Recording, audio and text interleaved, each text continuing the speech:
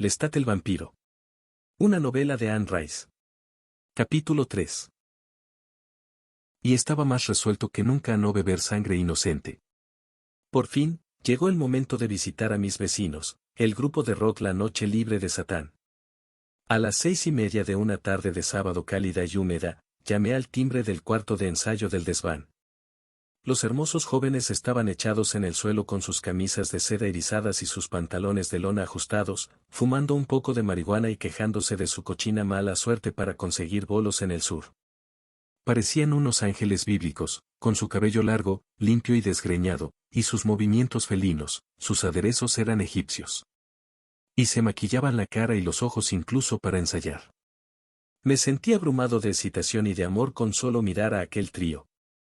Alex, Rick y la apetitosa dama dura. Y en un espeluznante momento en que el mundo pareció quedarse quieto bajo mis pies, les revelé quién era. La palabra, vampiro, no les resultó nada nuevo. En la galaxia donde aquellos jóvenes brillaban, 1 millar de cantantes habían lucido ya el disfraz teatral de la capa negra y los colmillos. Pese a todo, revelar aquella verdad prohibida a los mortales me hizo sentir muy extraño. En 200 años, jamás se la había revelado a nadie que no estuviera ya marcado para convertirse en uno de nosotros. Ni siquiera se lo había confiado nunca a mis víctimas antes de que cerrasen los ojos. Y ahora, en cambio, se lo dije clara y abiertamente a aquellas hermosas criaturas. Les dije que quería cantar con ellos y que, si confiaban en mí, terminarían ricos y famosos.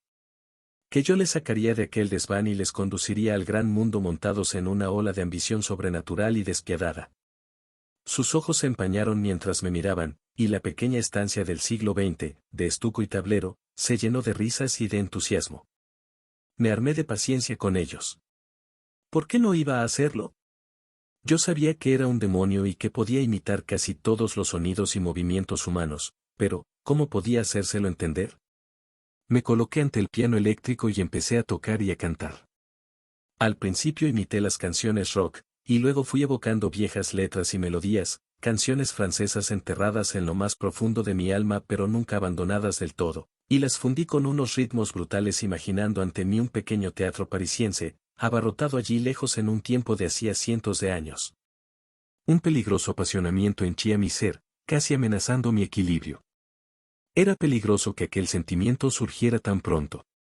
Pese a ello, continué cantando y golpeando las bruñidas teclas blancas del piano eléctrico, y algo se me rasgó en el alma. No importaba que aquellas tiernas criaturas mortales que me rodeaban no lo supieran nunca. Me bastaba con que estuvieran exultantes, que les encantara aquella música espectral e inconexa, que estuvieran gritando, que vieran un futuro de prosperidad. Me bastaba con ver en ellos nacer y crecer el ímpetu del que habían carecido hasta entonces. Conectaron las grabadoras y empezamos a tocar y a cantar juntos, haciendo lo que llamaban una sesión improvisada. El desván se llenó del aroma de su sangre y de nuestras atronadoras canciones. A continuación, sin embargo, recibí una sorpresa como nunca había imaginado ni en mis sueños más extraños, algo tan extraordinario como la propia revelación que hacía un rato había yo hecho a aquellas criaturas. De hecho, resultó tan abrumadora que me habría podido impulsar a retirarme de su mundo y volver a enterrarme. No quiero decir con ello que habría vuelto a caer en el estado de sopor profundo, pero seguramente me habría apartado de la noche libre de Satán y me habría pasado unos años vagando, aturdido y tratando de recuperarme del golpe. Lo que sucedió fue que los dos chicos, Alex, el delgado y nervudo batería de aspecto delicado, y su rubio hermano, Larry, el más alto, reconocieron mi nombre cuando les revelé que era Lestat. No solo lo reconocieron, sino que lo relacionaron con toda una serie de informaciones acerca de mí que habían leído en un libro. De hecho, les pareció magnífico que no pretendiera ser un vampiro cualquiera. Ni, por supuesto, el conde Drácula. Todo el mundo estaba harto del conde Drácula. Los jóvenes consideraron maravilloso que me hiciera pasar por el vampiro Lestat. ¿Cómo que hacerme pasar? Protesté, pero ellos se burlaron de mi exagerada teatralidad, de mi acento francés. Les contemplé durante unos instantes y probé a sondear sus pensamientos. Por supuesto, no había esperado que me creyeran un vampiro de verdad, pero que hubieran leído algo sobre un vampiro de ficción con un nombre tan insólito como el mío. ¿Qué explicación tenía? Noté que empezaba a perder la confianza en mí mismo. Y cuando pierdo la confianza, mis poderes se resienten. El pequeño estudio de ensayo pareció empequeñecer, y los instrumentos, los cables y las antenas tenían algo de insectos amenazadores. Enséñame ese libro, dije entonces. Los chicos trajeron de la otra habitación una pequeña novela en edición barata que se caía en pedazos. La encuadernación había desaparecido, la cubierta estaba rota y el libro se mantenía junto gracias a una goma elástica. Tuve una especie de escalofrío sobrenatural al contemplar la cubierta. Confesiones de un vampiro. Trataba de un muchacho mortal que conseguía de uno de los no muertos que le contara su historia. Con permiso de los jóvenes, pasé a la otra habitación, me eché en la cama y empecé a leer. Cuando llevaba leída más de la mitad, cerré el libro y dejé la casa de los músicos. Me detuve de pie con el libro bajo una farola de la calle, y allí permanecí hasta que lo hube terminado. Luego lo guardé con cuidado en el bolsillo interior de la chaqueta. No volví a presentarme ante el grupo hasta 7 noches después. Durante gran parte de ese tiempo continué deambulando, surcando la noche en mi moto Weinstein con las variaciones Goldberg, de Bach, sonando a todo volumen. Y continué preguntándome, ¿qué quieres hacer ahora, Lestat? El resto del tiempo lo dediqué a estudiar con renovado interés. Leía los gruesos volúmenes de historias y enciclopedias de la música rock, las crónicas de sus principales artistas. Escuchaba discos y estudiaba en silencio cintas de video de conciertos. Y cuando la noche quedaba vacía y en calma, oía las voces de confesiones de un vampiro cantándome como si lo hicieran desde la tumba. Leí el libro una y otra vez, y por fin, en un momento de furia y desdén, lo rompí en pedazos. Finalmente, tomé una decisión. Me reuní con mi joven abogada, Christine, en el despacho a oscuras del rascacielos de oficinas, sin más luces que las del centro urbano para vernos. La muchacha tenía un aspecto encantador, recortada contra la pared acristalada. Tras esta, los edificios en penumbra formaban un paisaje áspero en el que ardía un millar de antorchas. Ya no basta con que mi pequeño grupo de rock tenga éxito, le dije. Debemos crearnos una fama que lleve mi voz y mi nombre a los más remotos rincones del mundo. Con palabras inteligentes y pausadas, como suelen hacer los abogados, Christine me aconsejó que no arriesgara mi fortuna.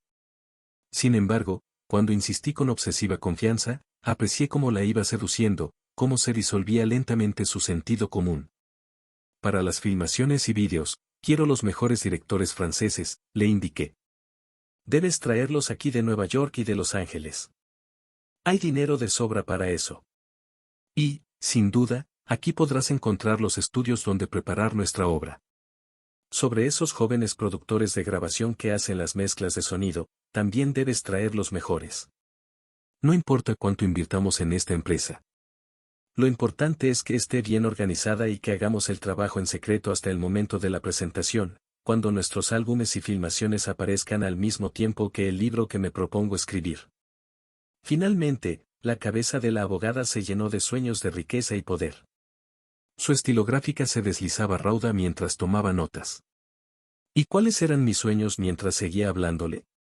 Soñaba con una rebelión sin precedentes, con un magno y aterrador desafío a los de mi especie en todo el mundo. Respecto a los vídeos, dije, debes encontrar directores que lleven a cabo mis visiones.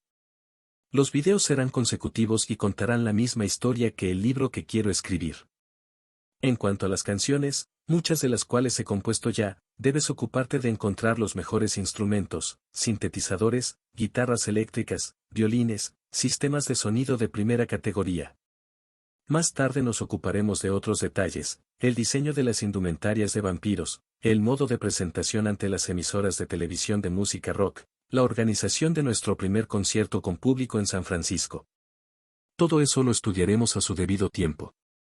Lo importante ahora es que hagas las llamadas telefónicas precisas, que consigas la información que necesitas para empezar. No volví a ver a los chicos de la noche libre de Satán hasta haber cerrado los acuerdos previos y haber estampado las primeras firmas. Una vez fijadas las fechas y alquilados los estudios, formalizamos los contratos definitivos. A continuación, Christine me acompañó a adquirir una enorme limusina para mis queridos jóvenes músicos, Larry y Alex y la dama dura. Teníamos una enorme cantidad de dinero y una serie de papelotes que firmar. Bajo los robles amodorrados de una tranquila calle de Garden District, llené de champán sus brillantes copas de cristal. Por el vampiro Lestat, brindamos todos a la luz de la luna. Aquel iba a ser el nuevo nombre del grupo, y también iba a ser el título del libro que me proponía escribir. La dama dura me echó al cuello sus bracitos apetitosos y nos besamos con ternura entre las risas generales y los vapores del vino.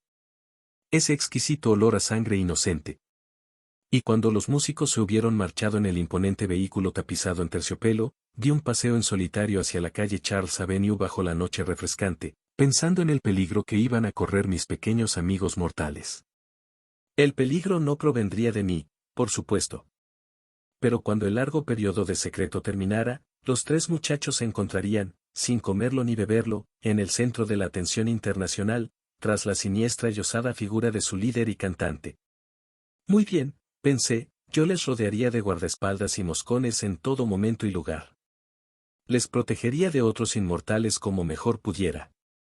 Y si los inmortales seguían comportándose como en los viejos tiempos, nunca se arriesgarían a un vulgar enfrentamiento con un grupo de humanos mortales como aquel. Mientras recorría la bulliciosa avenida, oculté mis ojos tras unas gafas de sol reflectantes. Monté en el desvencijado tranvía de la calle Charles para llegar hasta el centro de la ciudad. Luego, abriéndome paso entre los transeúntes de aquellas primeras horas de la noche, entré casualmente en una elegante librería de 2 plantas llamada The Bill Books y me detuve ante el pequeño ejemplar de bolsillo de confesiones de un vampiro que descubrí en una estantería. Me pregunté cuántos de mi especie se habrían fijado en el libro. De momento, no importaban los mortales, que lo consideraban una obra de ficción.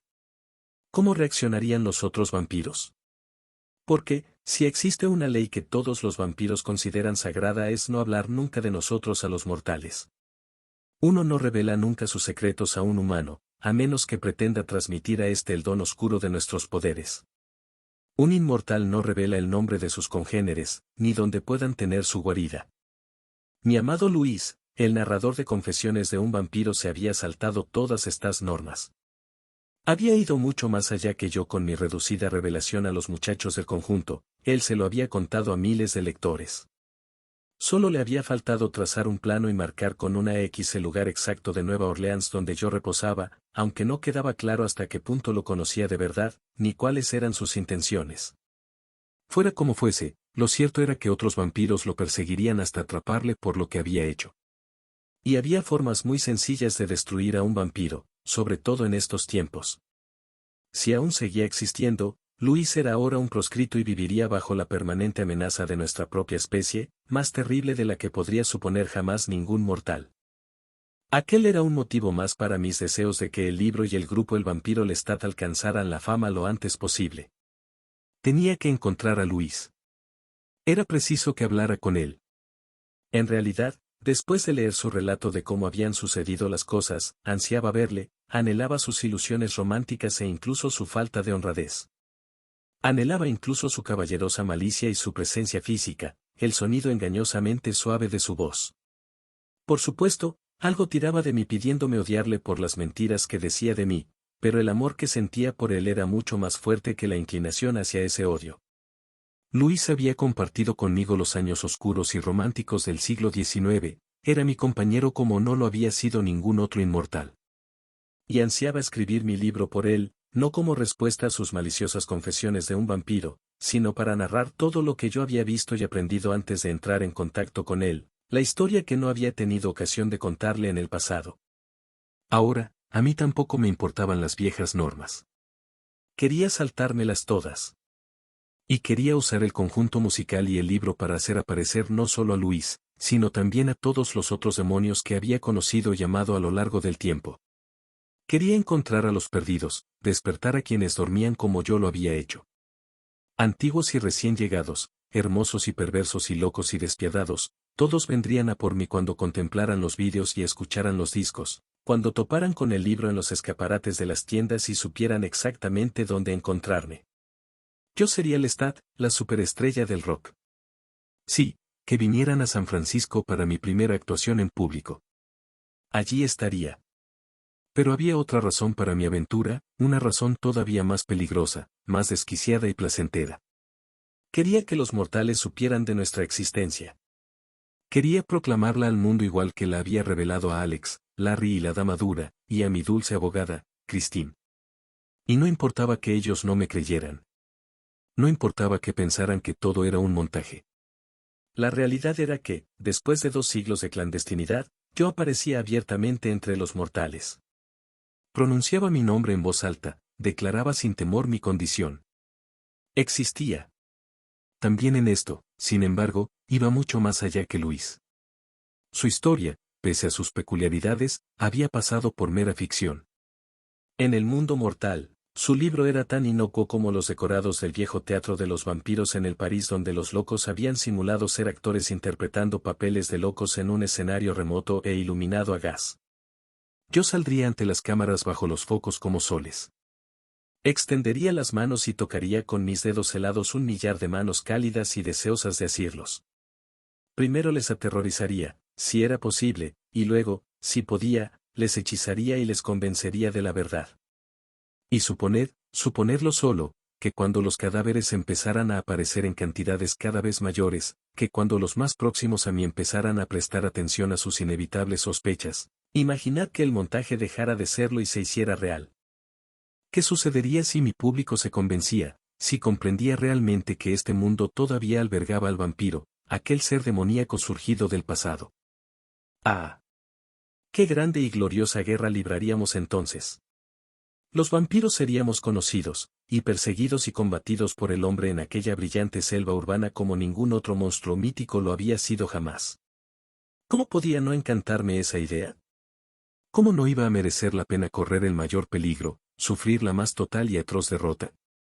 Incluso en el momento de la destrucción, me sentiría más vivo que nunca. Pero, a decir verdad, no creía que llegáramos nunca a eso, a que los mortales creyeran en nosotros. Los mortales nunca me han dado miedo. La guerra que iba a desencadenarse era la otra, esa en la que todos mis compañeros se me unirían, o vendrían juntos a combatirme. Esa era la auténtica razón de que existiera el conjunto El Vampiro Lestat. Ese era el juego por el que había apostado. Pero esa otra posibilidad deliciosa de que se produjeran realmente la revelación y el desastre. En fin, eso le añadiría mucho interés al asunto. Dejé atrás el deprimente erial de Canal Street y subí de nuevo la escalera hasta mis aposentos en el anticuado hotel del barrio francés. Era un lugar tranquilo y adecuado para mí, con las estrechas callejas de casitas de estilo español del El Viejo Cairo, que también conocía, extendiéndose bajo las ventanas. Puse en el aparato gigante de televisión la cinta de Muerte en Venecia, la hermosa película de Visconti. En cierta escena, un actor decía que el mal era una necesidad. Que era alimento para el espíritu. No lo creí, pero deseé que fuera cierto. Así podría ser simplemente Lestat, el monstruo, ¿no es cierto? Y yo tenía siempre un gran talento para monstruo. Ah, en fin. Puse un nuevo disquete en el ordenador portátil y empecé a escribir la historia de mi vida. Gracias por escuchar este audiolibro. Si deseas que continúe con esta historia, por favor, déjamelo saber en los comentarios y recuerda, no olvides suscribirte.